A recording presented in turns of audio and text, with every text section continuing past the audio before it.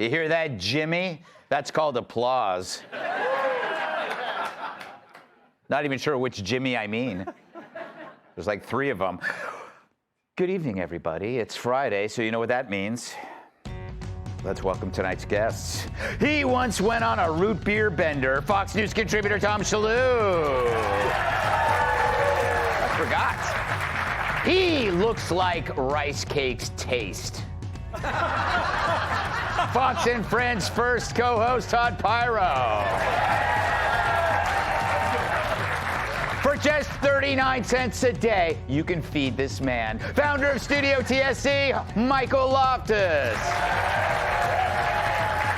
And she's charming and smart, and gluten makes her fart. Host of the Kennedy Saves the World podcast, Kennedy. I thought it was Friday. My God, what is wrong with me?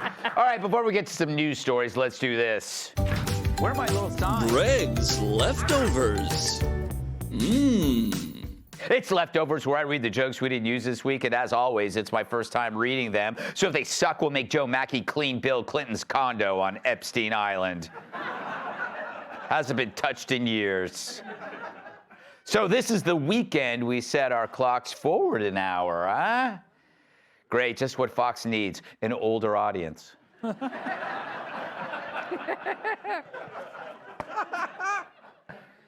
Fair and balanced.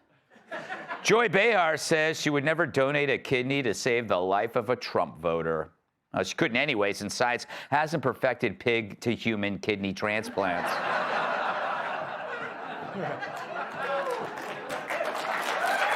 Yeah. You're coming around. Pam Bondi says she received a truckload more of Epstein documents. Unfortunately, this is the woman driving the truck. The Trump administration put a $1 limit on government credit cards. Now members of Congress have to use cash to pay for electrolysis.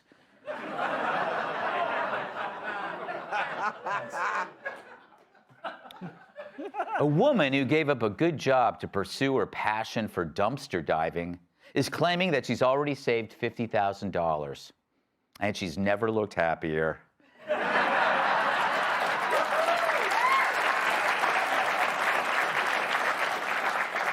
As part of a promotion, a 60-foot-long balloon body double of Kim Kardashian appeared in Times Square. It's made entirely out of rubber and plastic, and so is the balloon. Saw that one coming, huh? Hunter Biden is asking a judge to toss his laptop suit because he's millions in debt. It's true, Hunter's so broke he can't even afford to pay himself for sex.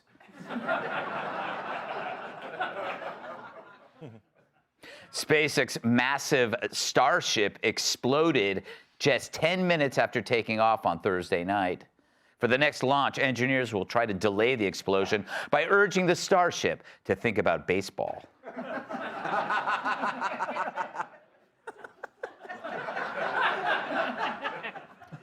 Strong winds overnight in the tri-state area. It's so windy, earlier today I actually saw the Statue of Liberty's underwear. And before he left the office, Jesse had to break out his Velcro hairpiece. That was like local news.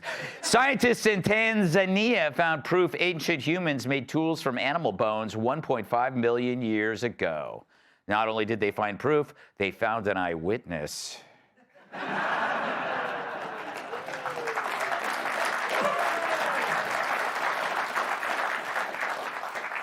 So it was reported that a St. Louis man has been convicted twice of having sex with a seat on a commuter train. Oh. I know. What a humiliating way for his sofa to find out he was cheating. To think they share an ottoman together. I like that one. It was a good joke. President Trump reminded his cabinet members that they run their departments, not Elon Musk. He also cautioned to let Musk impregnate them only on your free time.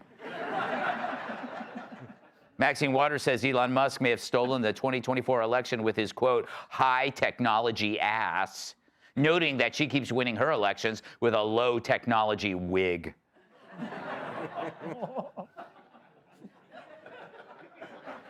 A New York City sanitation worker is winning on the beauty pageant circuit.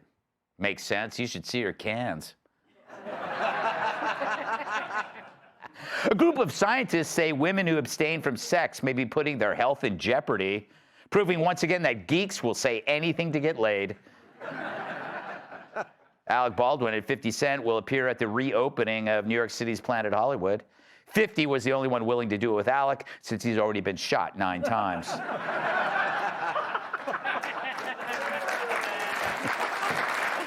Quit while I'm ahead.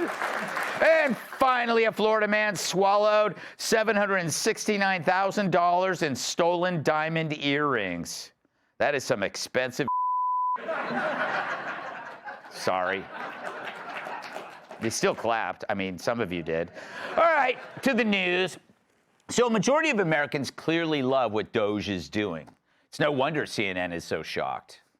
This, to me, was one of the more shocking figures that I saw. Made me go, wait a minute, hold on one second. Whoa, Americans on Trump and Joe's efforts. Musk and DOGE should influence government spending and operations. Look at this, 54%. The majority say that he and they should. How about approve of Trump trying to cut staff at government agencies? Again, you get a majority here, 51%. So yeah, Elon Musk might not be that popular, but these cuts and the idea of spending cuts, at least within the federal government and cutting at government agencies, that actually has majority support. I was truly surprised by this, Kate, but the numbers are the numbers. It's true. The numbers are the numbers. That's what I love about CNN. Nothing gets by them. But the question the left should be asking is not why DOGE is so popular. It's why everything Trump is doing is so popular. He's like a hot chick at a Star Trek convention. But what Trump says, for some reason, makes more sense now than ever, even when it comes to rescuing astronauts. We're coming up to get you, and you shouldn't have been up there so long. The most incompetent president in our history has allowed that to happen to you, but this president won't let it happen. We're going to get them out. You know, they've been left up there. I hope they like each other, but maybe they'll love each other. I don't know. I hope they love each other. I'm sure their spouses that they left at home are happy to hear that. Fact is, what Trump wants for the country is also what the country wants for the country. Still, why is it so clear now when it wasn't so clear in 2020?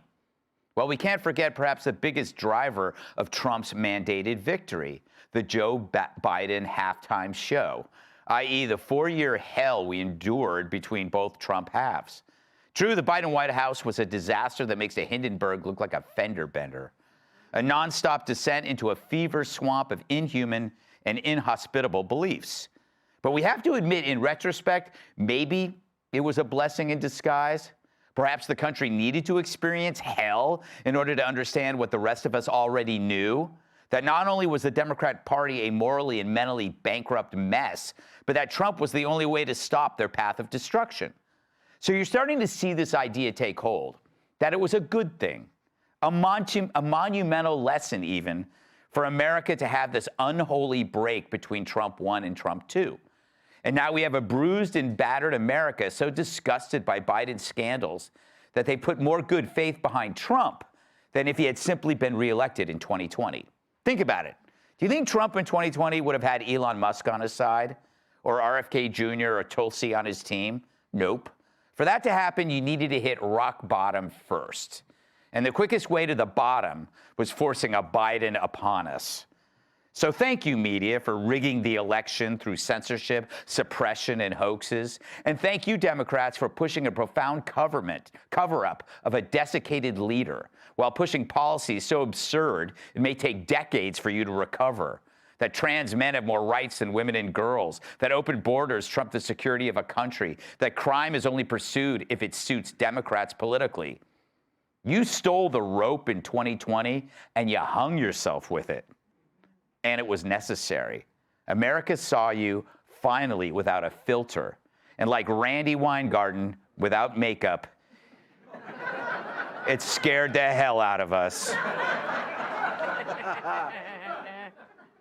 Even more, the Biden presidency taught the American public that all that irrational behavior from 2016 to 2020, it wasn't caused by Trump, because it got way, way worse after Trump left. As writer Michael Malice states, Trump wasn't the river, he was the dam. And now he's back, and we realize how damn necessary he was. And so after Democrats wreck a country, Americans embrace the man who's fixing it. Let's just hope once he does, the voters don't forget what came before him, or we're going to have to do this all over again. I just hope Barron's old enough to run.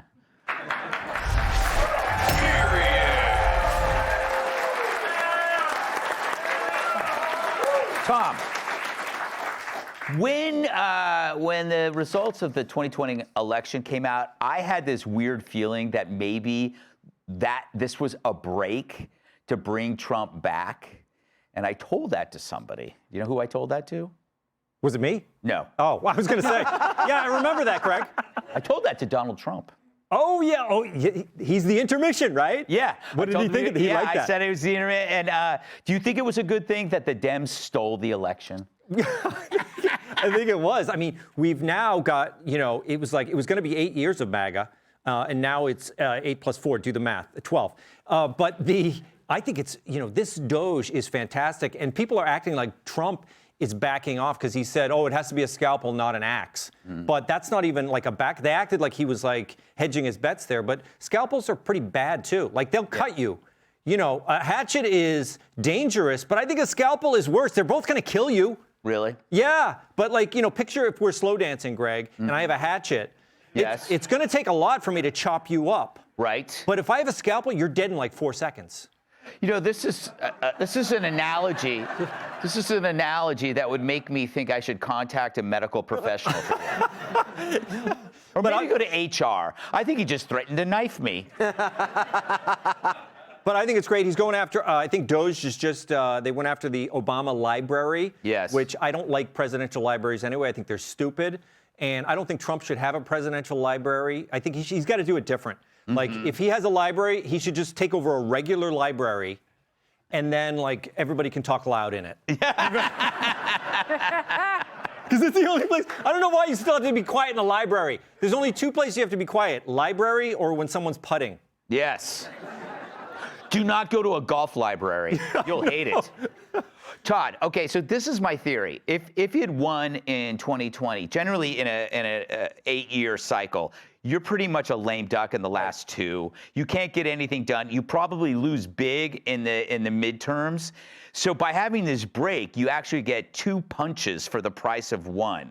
Does that make sense to you? It makes total sense, but I also think it goes deeper. To Tom's point, it gave us DOGE. Yeah. We would not have DOGE if Donald Trump won that second term consecutively. And what that has allowed us to do, I know CNN is shocked by their headline, what it should be. American people do not like government wasting their taxpayer dollars, because that's basically the point of that story.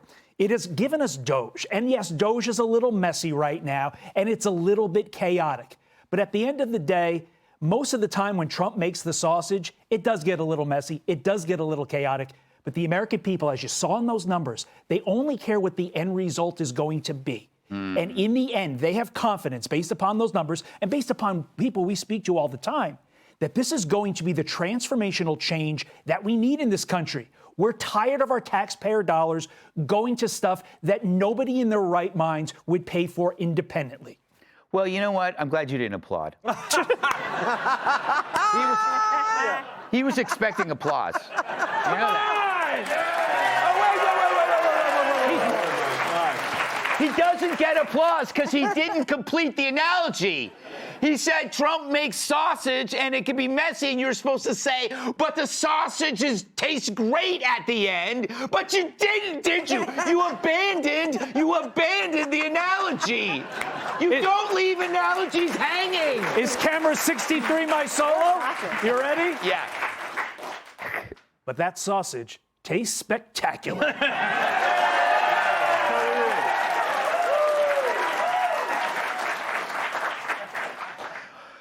Michael, you've hit rock bottom many times. Some say you're hitting rock bottom now, being on this show. Did America need to hit rock bottom to appreciate the good things in life, like a Trump re-election? Yes, we did. It had to get evidently really bad before everybody decided to start improving things. And kudos for Trump for getting Elon on board and at least saying, yeah, use a scalpel. You know, because that's the Dem talking point. They're like, we all agree there's a government overspending, but you can't use a sledgehammer. You got to use a scalpel. So Trump's like, yeah, scalpel it up. Sledgehammer.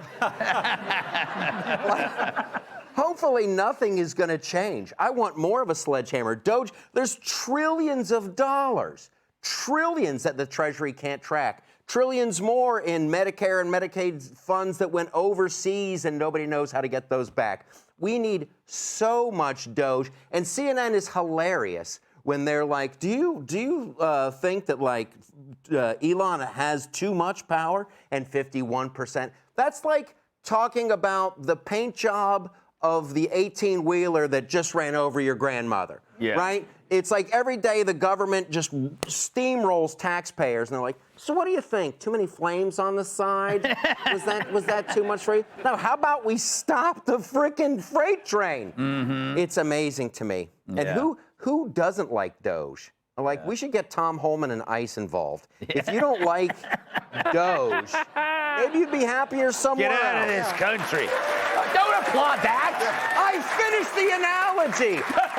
And that sausage was delicious.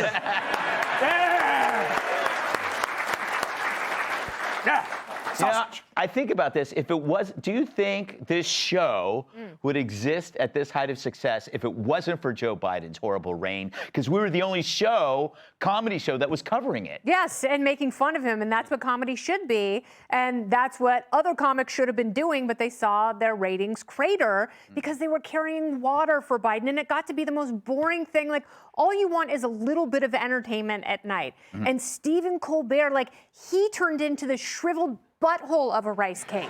Yes. Like, he was. That's not even an analogy. That is a literal comparison. To shriveled rice cake buttholes, friends in the audience. Thank you very much. Colbert was only funny when he was pretending to be a conservative. Yes. Jimmy Kimmel used to be funny when he was watching women with big boobs jump on trampolines. And now it's like, I don't know who neutered him, but now he's crying when his really old, decrepit, like almost embalmed guy loses the election. He's like, I can't believe I'm having to say this, but Donald Trump is going to be president again. And it's like, but to your point, I almost think now that every president should have a gap term. Yes. I think you need to know what it was like. I think when things go well, you forget how things, like, for example, Giuliani, Bloomberg, great time. It got so good, we forgot how bad New York could be, so we brought in de Blasio. Oh, God. This is the cycle. It's the cycle. It's like we forget, if things are going great, hey, let's screw it up. Yes. And that's what we do with Biden. We had to punch ourselves in the face. Yeah, but it's like every person who breaks up with someone, they're like, oh, you're going to miss me when I'm gone. Yeah. And most people are like, nope, moving on to the 8 next door. Yeah. And but people were actually like, no, I miss Trump. Like, he was a great kisser. Yeah. I wouldn't know. And thank you for bringing back the word butthole. Need to get that more involved in everyday language. Gentler. Up next, probing Biden.